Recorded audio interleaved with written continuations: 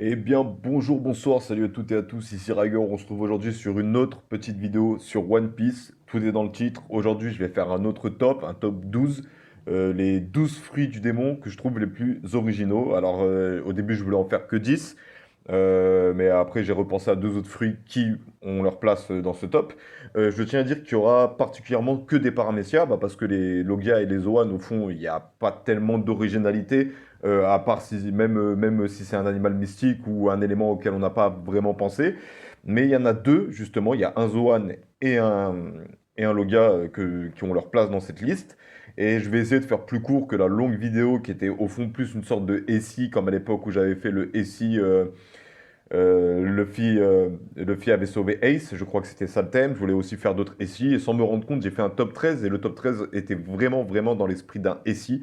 Et là, du coup, on va pas faire de SI parce que dans les vidéos récentes dont je parle, il y a deux trois points avec lesquels je suis pas spécialement avec le manga. Mais voilà, pour vous prouver que One Piece, j'aime toujours One Piece, je vais vous parler de choses que j'aime dans One Piece et donc des 12 fruits du démon qui m'ont le plus surpris par ordre que j'ai essayé de faire bien. Mais voilà, il n'y a pas vraiment, ils ont tous su me surprendre un peu à leur manière. Et donc du coup, c'est parti, je vais commencer le top. Alors le numéro 12 c'est tout simplement le Ito Ito no Mi, modèle Daibutsu. En gros, le fruit de l'humain version Bouddha de Sengoku, qui confère à Sengoku le pouvoir de se transformer. Nous, on a pu voir de ce que je sais en une sorte de Bouddha d'or géant capable de faire des sortes d'ondes de choc avec les paumes de sa main, très fortement inspiré du coup de la, comment on appelle ça, du folklore japonais, justement, et des croyances shintoïstes, je crois. En tout cas, je sais plus trop. Je sais que il y a le bouddhisme, mais après il y a le shintoïsme, il y a plein de dérivés.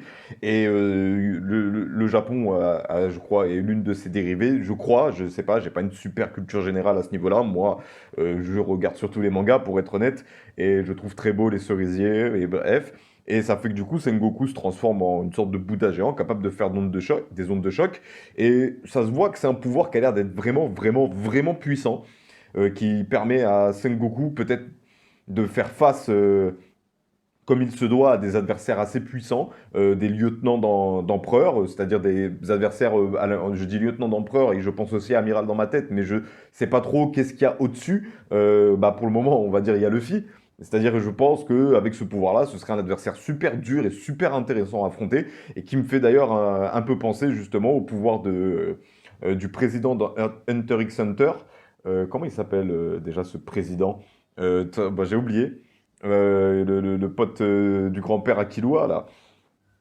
Et du coup, je dois avouer que le jour où j'ai vu Sengoku se transformer en Bouddha géant, j'étais là en mode, oh, mais qu'est-ce qu'il est en train de foutre? C'est quoi ce fruit du démon? Et après, il y a eu justement le pouvoir du Ito Ito Nomi modèle.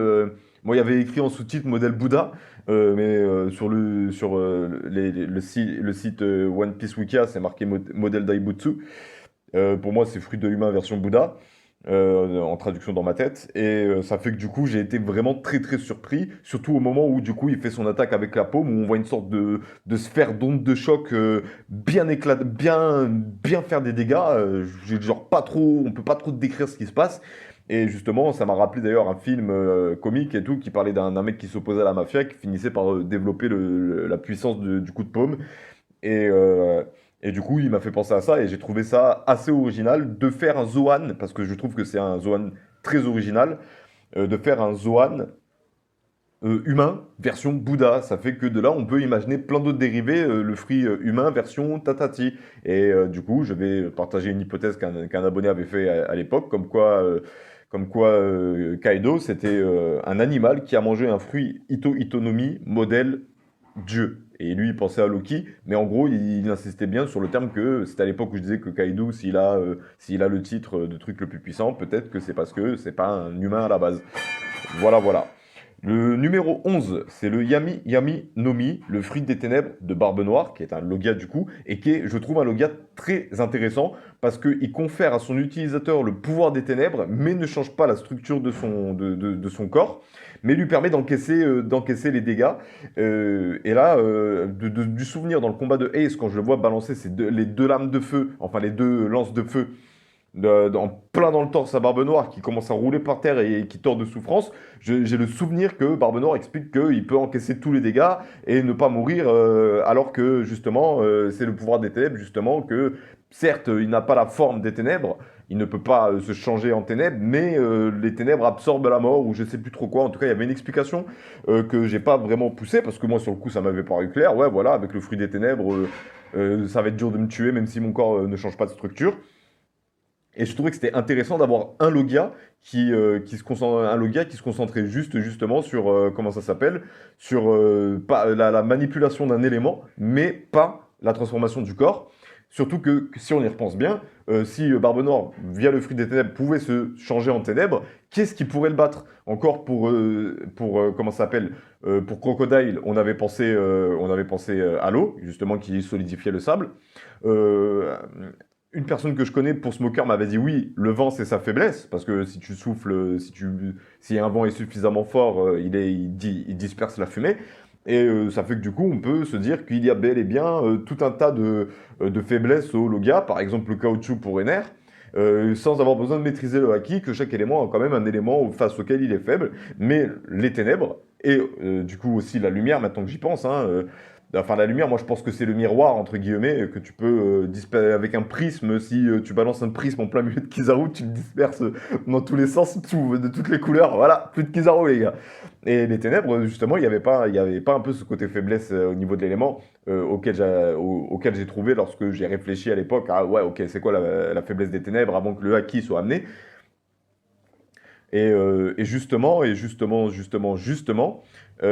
le fait que le Logia des Ténèbres semble être le Logia et le fruit du démon le plus puissant, qui permet le plus de pouvoir, que c'est la gravité, une sorte de trou noir et compagnie, je m'étais dit, ok, mais ça va être quoi la faiblesse de ce pouvoir? Et justement, voilà, son corps est touchable, mais il peut mieux encaisser la douleur, on n'a qu'à dire.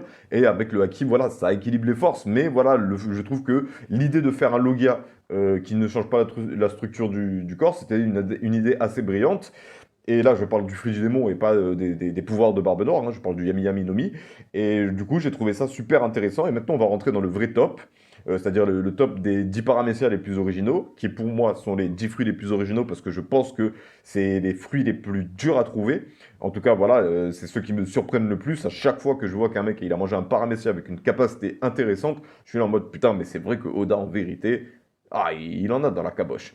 Le numéro 10, c'est le Fua Fua Nomi, le fruit de la lévitation de Shiki, qui confère tout simplement à Shiki le pouvoir de léviter et de faire léviter les objets non vivants.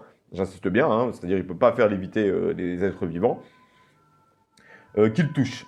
Et moi, je trouve que c'était un pouvoir super intéressant parce que ça faisait en sorte que Shiki, il était capable d'avoir C'était un peu un sujet que j'avais eu avec le même pote avec qui j'ai eu plein de discussions sur manga à l'époque de lycée.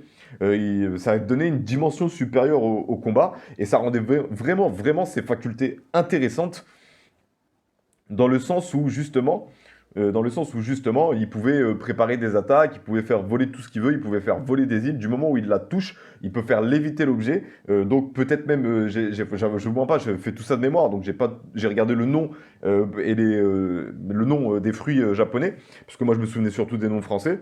Et j'ai pas le pouvoir de la limite de la capacité, mais c'est un pouvoir qui, dans le film One Piece Strong World, donnait vraiment l'impression que Shiki n'avait aucune véritable limite avec son pouvoir. Peut-être qu'il pouvait pas manipuler trop d'objets en même temps, mais une fois qu'il faisait léviter quelque chose, euh, tant qu'il décidait pas d'arrêter la lévitation, bah, l'objet continue de léviter. La preuve, c'est qu'il a eu un archipel aérien, rien qu'à lui, et sur lequel il a pu faire plein d'expériences sur les animaux et sur les êtres humains pour les faire évoluer, pour ensuite les répandre sur It's a Blue pour se venger de Gold Roger.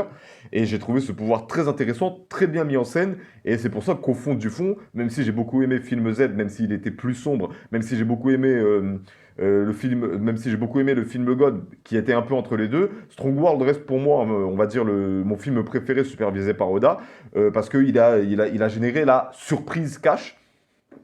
C'était un film très coloré et Shiki était un adversaire qui donnait vraiment l'impression d'être à un niveau supérieur et de nécessiter à Luffy une amélioration pendant le combat. C'était pareil pour Zephyr et pareil pour je crois il s'appelle pas Gold, oh, bon, on va l'appeler Gold. Euh, du coup, voilà, Shiki, enfin le pouvoir de Shiki était très intéressant. Le numéro 9 c'est le Doa Doa Nomi, le fruit des portes de Blueno. euh, de Blueno. Alors, Blueno, je crois que c'est. Moi, j'entends, je me souviens Blueno. Blueno, je me souviens un peu des deux, donc je vous mens pas, mais je pense que vous voyez de qui je parle. Le fruit des portes, il n'y en a rien qu'un seul qui s'en est servi. Alors, je dois vous avouer que ce fruit m'a beaucoup impressionné et pendant longtemps, avant l'arc Dressrosa, parce que vous allez voir que beaucoup de fruits sont en fait après réflexion, parce que certains, ils étaient tellement originaux et tellement bien pensé que le dos à doigt Nomi est resté longtemps le fruit qui, entre guillemets, était mon numéro un. Mais après, quand j'ai repensé à Stop, j'étais là en mode, mais non, il y en a d'autres qui sont beaucoup plus intéressants. Le fruit des portes, en fait, c'est vraiment pour l'idée, le mec, il a le pouvoir des portes. C'est vraiment, vraiment pour cette idée. Genre, comment Oda a réussi à trouver cette idée de pouvoir, le pouvoir des portes. Non, faut dire ce qui est, c'est de l'originalité à l'état brut. Le mec peut, en gros, ouvrir des portes partout où il veut, et il maîtrise tellement bien son pouvoir qu'il peut ouvrir des portes dans l'air et passer dans une sorte de dimension parallèle où il est à l'abri et où les personnes qu'il a fait passer dans sa porte sont aussi à l'abri. Et ça fait que son pouvoir, il donne, pendant le combat de Luffy Bluno, son pouvoir, on le voit à entre guillemets, à son paroxysme, et il y a vraiment une bonne utilisation qui peut être faite, mais surtout comment dire, dans une zone citadine. C'est-à-dire il faut qu'il y ait des murs avec lesquels il peut porter. C'est ce genre de pouvoir dans une plaine, c'est limité, mais avec plein de murs à droite, à gauche, en bâtiment, en truc, ça fait vraiment que, en tant qu'assassin, ça fait vraiment un pouvoir d'infiltration très impressionnant. Le mec, il peut ouvrir des portes partout où il veut. Waouh! J'ai trouvé ça super, super original. Et surtout l'utilisation et le coup de je peux ouvrir une porte dans l'air et tout, j'étais en mode, bah, c'est bon, Oda, là, t'as montré, en vérité, t'as montré que même si les Logias, c'était pour les fruits les plus puissants et que c'était réservé vraiment aux personnages les plus charismatiques et les plus forts, t'as montré que tu pouvais même trouver des petites idées de pouvoir super intéressantes et super dangereuses en paramécia, et c'est là où on comprend et on voit toute l'originalité qu'a Oda dans le fait qu'il trouve ses pouvoirs. Je veux dire, il y en a un qui n'a pas été mis dans le top, c'est le fruit de la fragmentation, le Barabaranomi, Barabaranomi, parce que tous les autres battent, et si j'avais continué à lister tous les fruits du démon, j'aurais jamais fini le top en vérité, parce qu'en fait j'aurais dû tous les mettre, parce que je trouve que tous, même les Logia au fond du fond, ont une utilisation, une exploitation intéressante et une faiblesse intéressante. Alors on va vite passer à la suite parce que ça commence à faire un peu de temps. C'est le Pamu Pamu Nomi, le fruit de l'éclatement de Gladius. Alors le fruit de l'éclatement de Gladius a un peu fait du bruit. Moi, comment je l'ai interprété et comment je l'ai vu dans les scans, et je dis bien dans les scans, dans les chapitres, parce que c'est vrai que dans l'anime, ça fait penser au Free Boom Boom de Mr. Five, mais comme c'est expliqué, le fruit de l'éclatement consiste à pouvoir toucher tout objet non organique et de pouvoir le faire éclater comme un ballon de baudruche. Et le pouvoir, c'est la dangerosité de ce pouvoir, c'est vraiment l'onde de choc et les éclats qu'il génère par rapport à la matière qui éclate. C'est-à-dire que si c'est une matière de pierre qui éclate, il va y avoir une projection de pierre. Et c'est vraiment comme ça que moi, j'ai vu le combat Bartholoméo contre Gladius, avec le fruit de l'éclatement, et on voit durant ce combat que les deux pouvoirs qui sont liés, c'est vraiment deux pouvoirs intéressants, deux utilisations intéressantes à laquelle il faut vraiment avoir pensé. Pour moi, le fruit de l'éclatement, le fait de je touche un truc, il éclate, il explose pas, il éclate, c'est-à-dire il gonfle et pas. Il gonfle tellement qu'il finit par éclater et envoyer des projections. Et il y a l'onde de choc derrière aussi.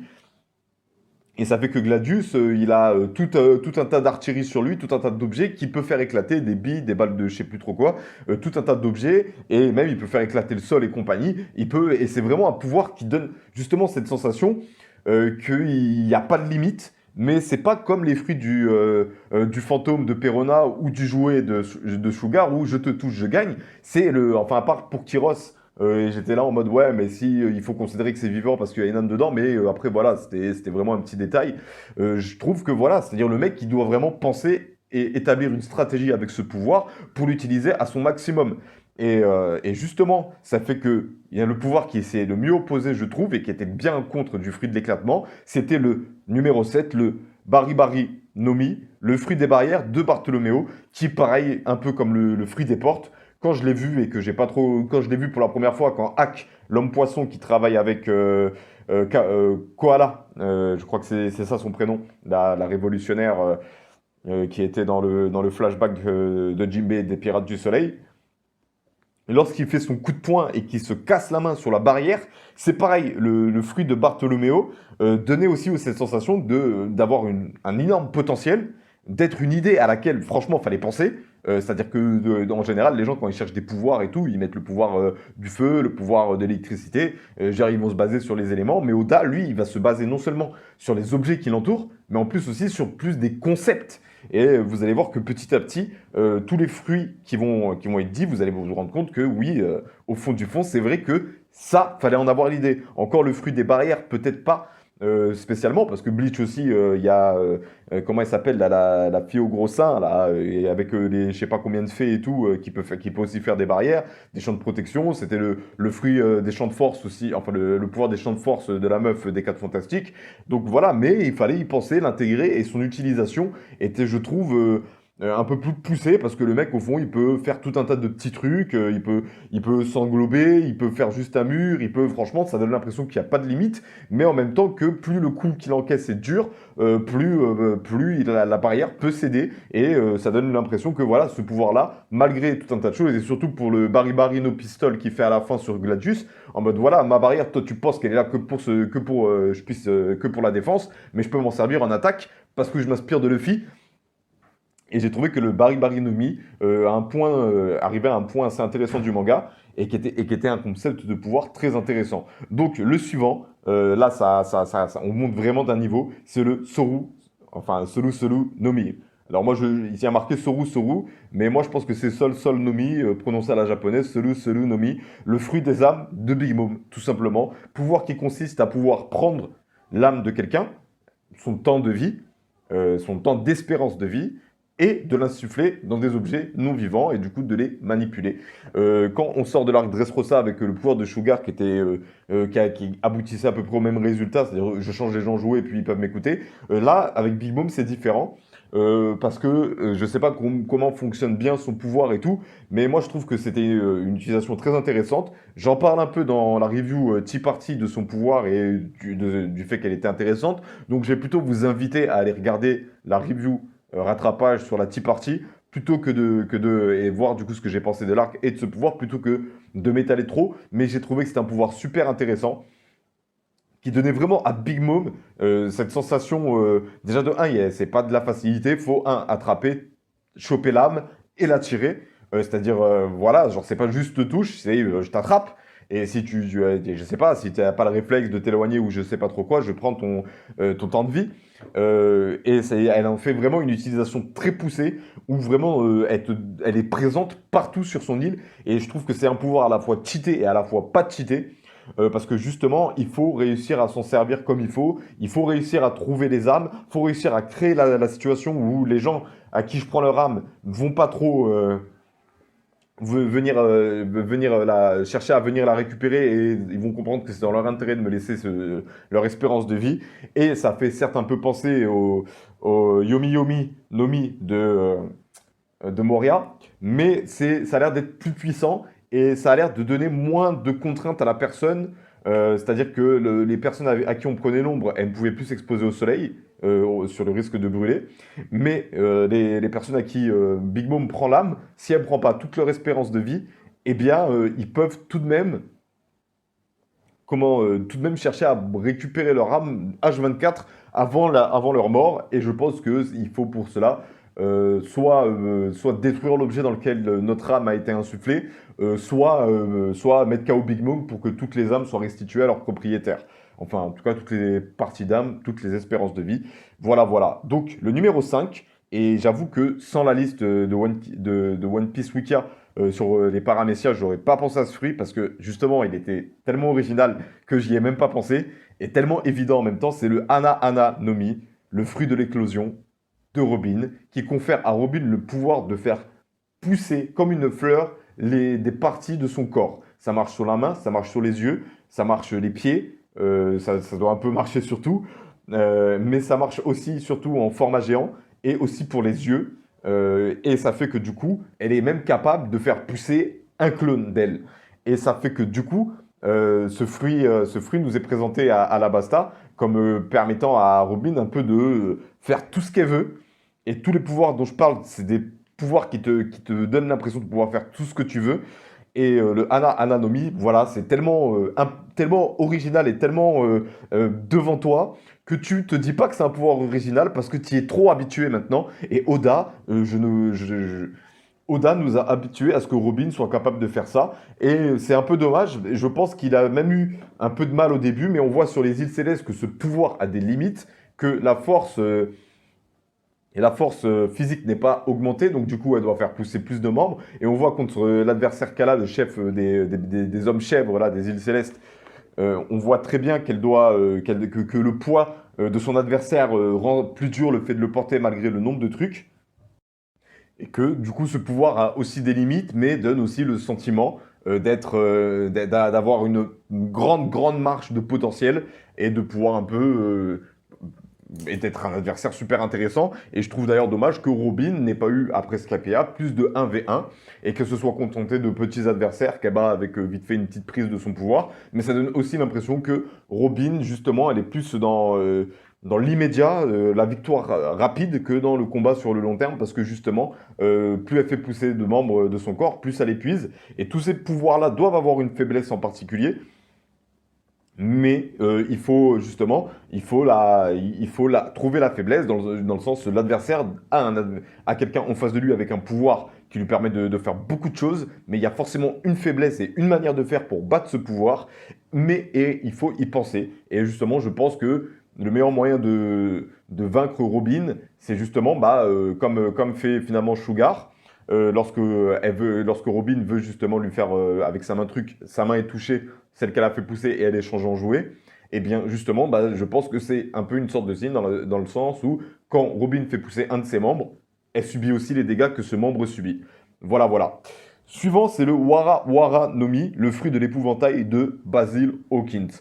Alors, j'aurais pu aussi mettre Scratchman, mais j'ai trouvé que tous les autres fruits étaient plus intéressants. Le fruit de l'instrument, c'est un peu trop largios pour moi. Mais c'est un peu comme le fruit des armes, c'est un peu trop largios pour moi. C'est-à-dire qu'il y a trop de trucs, trop de pouvoir en un pouvoir. Mais le fruit de l'épouvantail, alors la faculté avec la prédiction des cartes, je ne sais pas si c'est attribué à ce pouvoir-là. Pour moi, le fruit de l'épouvantail de Basile, ça lui permet surtout, via un cheveu de je ne sais pas trop qui, peut-être, j'ai pas vu tous les pouvoirs, de créer une poupée de paille et en gros de sacrifier un coup qu'il subit à quelqu'un à qui il a fait une poupée. Et ça rend que ce pouvoir-là peut être super, super intéressant. Bien évidemment, ça a un peu quand même la même dimension que le fruit des jouets et le fruit du fantôme, mais il faut peut-être réunir plus de conditions. Il faut choper le mec, faire la poupée, puis subir un coup mortel. Donc ça fait que potentiellement Hawkins avec ce pouvoir pourrait peut-être battre un empereur, mais que les conditions à réunir, par exemple comme étant de choper un cheveu, c'est un peu space à faire sur un mec comme Kaido. C'est pas comme s'il fallait lui mettre un fantôme pour le rendre négatif ou le toucher une fois pour le transformer en jouet. Non, là il faut réussir à s'approcher pendant un combat et lui prendre un cheveu sous un manque de vigilance et moment durant lequel je peux m'exposer à un coup mortel. Et ça fait que du coup, bien évidemment, on voit la limite de son pouvoir contre Kizaru, qui va du coup capter que le mec en casse les coups comme si c'était rien, mais il se dit, j'ai qu'à taper autant de fois que je veux, piou, piou, piou, piou. Et Basil Hawkins finit par justement ne plus avoir de poupée, et à sacrifier trop de poupées, et à être épuisé. Et ça fait que du coup, oui, même ce pouvoir-là qui semble, entre guillemets, avec un potentiel énorme, et justement... comment dire, a justement des limites. Alors peut-être que le nom, la traduction, c'est plus paille, parce que Mugiwara, c'est le nom de la paille, mais moi j'appelle le fruit de l'épouvantail, parce que quand il le fait, il se transforme pas en paille pour moi, il se transforme en épouvantail, et je pense que c'est plus proche de la forme et tout, mais oui, je sais que Wara, ça veut dire paille. Bref de bref, le fruit suivant, le numéro 3, c'est le Shiro Shiro Nomi, le fruit de la forteresse de Capone Bedje, qui justement est aussi mis en scène à Shanboji, qui est aussi un fruit auquel j'avais pas pensé quand je disais que le Doa Doa Nomi, le fruit des portes, c'était mon fruit qui m'a le plus surpris. Je tiens juste à avouer que j'ai surkiffé ce pouvoir et tout ce qu'il est capable de faire, même de se changer en forteresse, d'être une forteresse vivante, de pouvoir accueillir des gens en lui. J'ai trouvé que ce pouvoir-là était vraiment excellent parce que Capone Bedje, En gros, c'est le mec qui pourrait limite ne pas avoir de navire, se balader avec un radeau. Il peut accueillir une armée en lui et c'est le genre de mec qui, du coup, peut à tout moment, justement, s'il réunit un bon équipage ou même des bons alliés, il peut justement les mettre, passer inaperçu et tout, se déguiser et tout, à Marineford ou je sais pas quoi, et il peut d'un coup, paf, faire une attaque surprise avec une armée qui est libérée. Et justement, à Sean Bodhi, c'est ce qui se passe. Les marines qui affrontent Capone Bedje ne comprennent pas d'où viennent les tirs et d'où sortent les mecs en mode putain, sous fruit du démon, c'est quoi? Je comprends pas, attention, c'est Capone Bedje.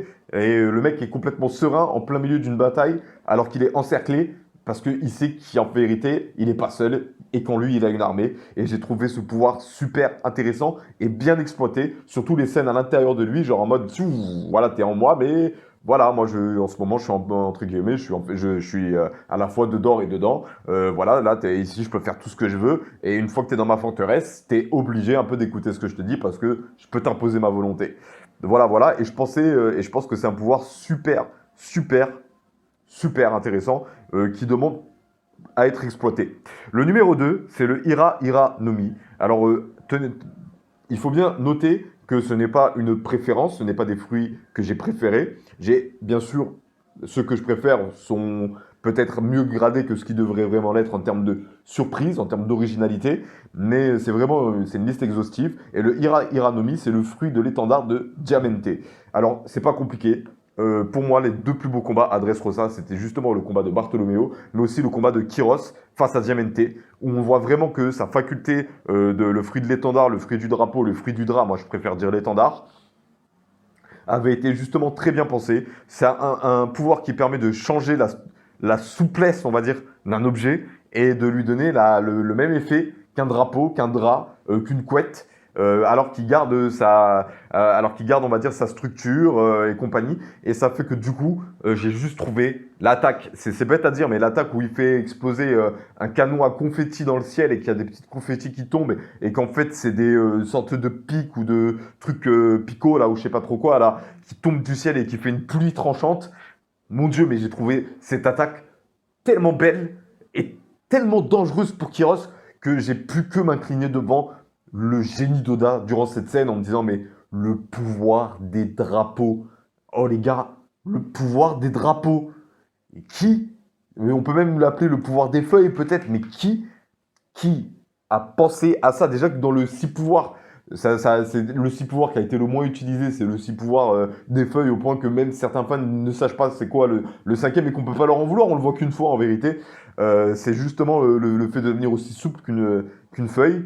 Bah, Oda a réutilisé ce pouvoir en mode ouais, vous avez cru que c'était une mauvaise idée. C'est vrai que je l'ai pas exploité parce que du coup, au fond du fond, ça rendait les adversaires chiants à battre et ça c'est bien utilisé avec Fubori, l'homme chouette entre guillemets, avec la fermeture éclair sur la bouche. Qui, je peux même pas dire avec sûreté que c'est un mec parce que il fait partie de ces personnages garçon-fille ou je sais pas trop quoi. Mais d'ailleurs, moi, quand j'étais petit et que j'avais les cheveux longs, on me prenait pour une fille des fois, hein. Bref de bref. Ce que je veux dire, c'est que franchement, faut y penser. Déjà que les 6 pouvoirs étaient bien trouvés, je pense. Et même celui-là, au fond, mais même il a été pas aussi bien exploité que le Teikei, que le pied ouragan, que l'index gun. Alors, j'ai oublié les noms, hein. Que l'index gun, que le pied ouragan, alors attendez, que le pas de lune et que le solou, l'incision. Je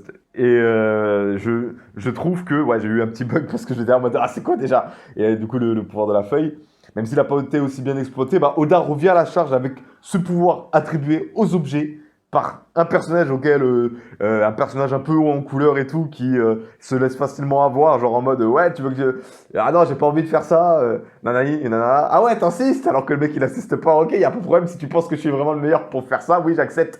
Voilà, je trouve que Diamante c'était un personnage drôle avec quand même ce petit côté méchant, et son pouvoir comme tous les autres que je dis, voilà c'est un pouvoir au fond, voilà, le pouvoir est pas seulement puissant en soi, il faut quand même avoir une certaine stratégie pour pouvoir bien l'utiliser. Et ça fait que du coup, ça va dans la continuité, fallait y penser au pouvoir des drapeaux. Et ça fait que du coup, le dernier fruit dont je vais parler est tout aussi lié à l'arc Dressrosa. c'est le Nagi Nagi no Mi, le fruit du silence de Corazon, de Rosinante. Ouais, c'est bien ça, parce que de Rosinante.